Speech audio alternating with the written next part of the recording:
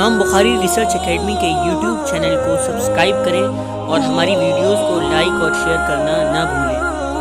شکریہ۔ السلام علیکم ورحمۃ اللہ وبرکاتہ۔ جو تم کچھ بننا چاہو سیریز کی دوسری قسط پیش خدمت ہے۔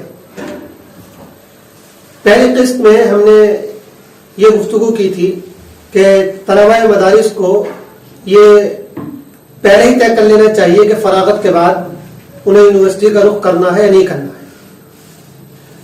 آج ہماری گفتگو کا عنوان یہ ہے کہ طلباء مدارس کے سامنے کون کون سے آپشنز ہو سکتے ہیں۔ اس سلسلے میں دو باتیں ہیں۔ پہلی بات یہ کہ ہمارے آپشنز کا تعلق دو چیزوں سے ہے۔ ایک کا تعلق ہے میدان عمل سے اور ایک کا تعلق ہے کسی موضوع میں اختصاص پیدا کرنے سے۔ آج ہماری گفتگو میدان عمل میں ہمارے جو آپشنز ہیں ان سے متعلق ہے۔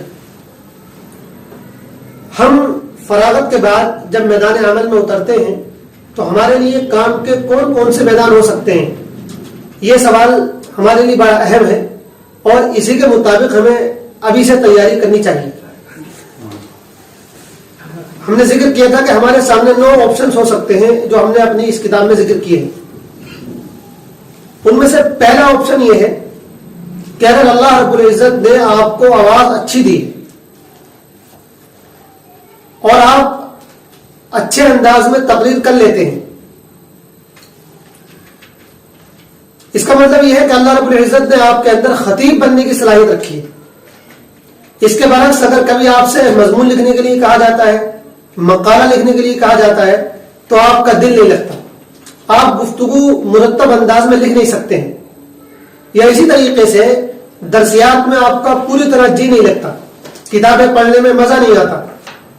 لیکن جب کبھی تقریر کا موقع ملتا ہے تو طبیعت مچلنے لگتی ہے، آپ کا جی چاہتا ہے کہ بار بار اسٹیج پہ جانے کا موقع ملے اور لوگوں سے گفتگو کرنے کا موقع ملے۔ اور ساتھ ہی اللہ رب العزت نے آپ کو بڑی اچھی آواز بھی دی ہے، آپ کی آواز میں گھنگرج ہے اور خطیبانہ وقار ہے، تو اس کا مطلب یہ ہے کہ اللہ نے آپ کے اندر خطیب بننے کی صلاحیت ودیعت کر دی ہے۔ تو آپ پہلے ہی روز سے اپنی صلاحیت کو پہچاننے کی کوشش کیجیے، اس لیے کہ ہمارا میدان عمل کیا ہوگا اس کا بڑا دار و مدار اس بات پر ہے کہ آپ اپنے اندر چھپی ہوئی صلاحیت کو پہچانیں۔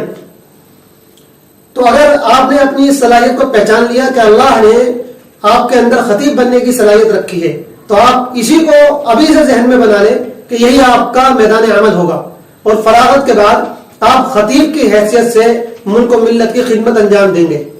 اور یاد رکھیے، خطابت ایک بہت اہم ذریعہ ہے خدمت کا، خطابت ایک اہم ذریعہ ہے خدمت کا، ملک و ملت کی خدمت کا، دین کی خدمت کا۔ خطابت پہلے بھی بڑی اہمیت کی حامل رہی ہے اور آج بھی خطابت کی اہمیت کچھ کم نہیں ہے۔ اب اگر آپ نے یہ ٹھان لیا کہ آپ کو خطیب بننا ہے تو آپ ابھی سے اس کے لیے تیاری شروع کر دیجیے۔ اس سلسلے میں آپ کو چند ضروری کام انجام دینے ہیں جو ہم آپ کے سامنے رکھتے ہیں۔ نمبر 1، ایسے شاندار اقتباسات چھانٹ چھانٹ کر یاد کریے جو خطیبانہ انداز میں لکھے گئے ہوں۔ اسی طرح عمدہ اشعار یاد کریے اور خاص طور سے ہر باب سے متعلق 3-4 حدیثیں ضرور حفظ کیجیے۔ نمبر 2، اچھے خطیبوں کی تقریریں سنتے رہیے، اس لیے کہ سن کر بھی خطابت میں مہارت پیدا کی جا سکتی ہے۔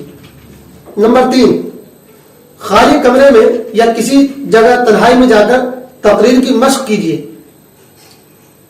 آپ نے علامہ شورش کاشمیری کے بارے میں سنا ہوگا کہ وہ گوبھیوں کے کھیت میں جا کے تقریر کرتے تھے اور اس کی مشق کرتے تھے۔ نمبر 4، اپنی تقریر کی ویڈیو ریکارڈنگ کیجیے اور پھر اس کو بار بار سنیے اور یہ دیکھیے کہ تقریر کے انداز میں کیا کمی ہے یا ہاتھ سے جو اشارہ کیا جاتا ہے اس میں کیا کمیاں ہیں، پھر ان کمیوں کو دور کیجیے۔ اور نمبر 6، تقریر کا سلسلہ پابندی سے جاری رکھیے، اس لیے کہ خطابت مشق چاہتی ہے، یہ کوئی 1-2 روز، مہینے 2 مہینے سے نہیں آ جاتی، اس کے لیے لمبی مشق کی درکار ہوتی ہے.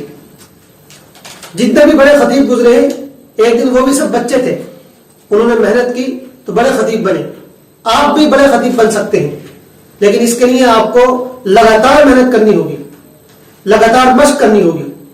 اس کے بغیر کچھ بھی حاصل نہیں ہو سکتا ہے. اور یہاں ایک بات اور عرض کر دیں, جب آپ نے اپنا یہ مقصد طے کر لیا کہ آپ کو فراغت کے بعد بطور خطیب کے اپنی خدمات پیش کرنی ہے قوم کے لیے, ملت کے لیے, ملک کے لیے, تو اس کا مطلب یہ بالکل نہیں ہے کہ آپ اپنی دیگر امور پر توجہ نہ دیں, بلکہ آپ اپنی درسیات پر بھی توجہ دیتے رہیے. مطالعے کا سلسلہ بھی جاری رکھیے, اس لیے کہ اچھا خطیب مطالعے کے بغیر نہیں ہو سکتا.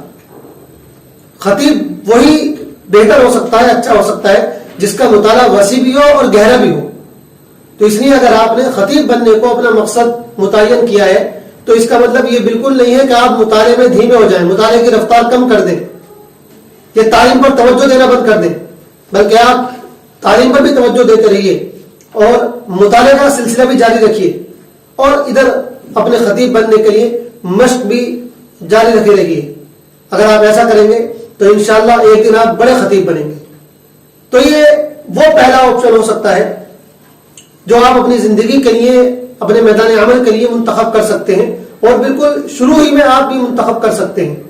اور اب آپ کا ذہن کسی الجھن میں اور تذبذب میں مبتلا نہیں رہے گا, بلکہ اگر کوئی بھی آپ سے پوچھے گا کہ آپ کا مستقبل میں کیا منصوبہ ہے, آپ کیا کرنا چاہتے ہیں, کیا بننا چاہتے ہیں, تو بلا جھجک آپ یہ جواب دے سکتے ہیں کہ میں ایک اچھا خطیب بننا چاہتا ہوں. آج کی گفتگو یہیں پر ختم کرتے ہیں. والسلام علیکم ورحمۃ اللہ.